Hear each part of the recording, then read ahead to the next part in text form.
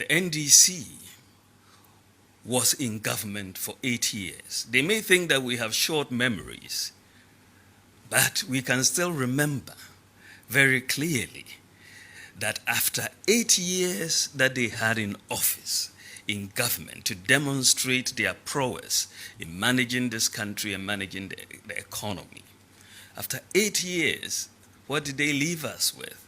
They left us with declining agriculture, declining industry, interest rates were high, inflation was high. In fact, if you look at the data in terms of macroeconomic performance in any economy, since the year 2000, the tenure of the former president was the worst in terms of outcomes in macroeconomic performance. That's the data, it's not me saying it.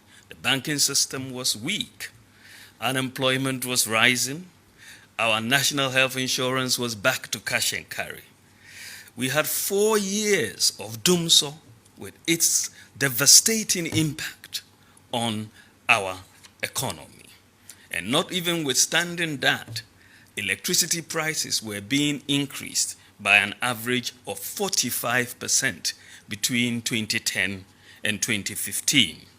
Our public finances were in a precarious state, of course, that resulted in us having to go to the IMF for a bailout and policy credibility. Taxes were being increased. There was a freeze on public sector recruitment, cuts in allowances for teachers and lecturers, cuts in allowances for lecturers, abolition of teacher training allowances, abolition of nursing training allowances, and even for teachers who had worked for 2-3 years, they were being paid just 3 months of allowances. I mean, common chalk was even a problem in our schools. And this is really the history that the NDC would want us to forget, and which we should not forget. Our memories should not be that short.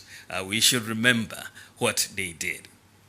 And Nana Addo Dankwa Akufo-Addo took over the reins of government in 2017.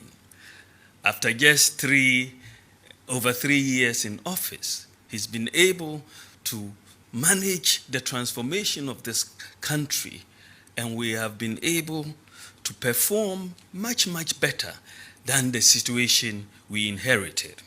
In fact, the data is very clear.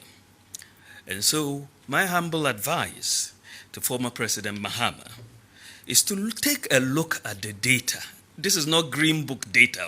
This is just the data, right? Take a look at the data before you speak. Otherwise, you will end up embarrassing yourself.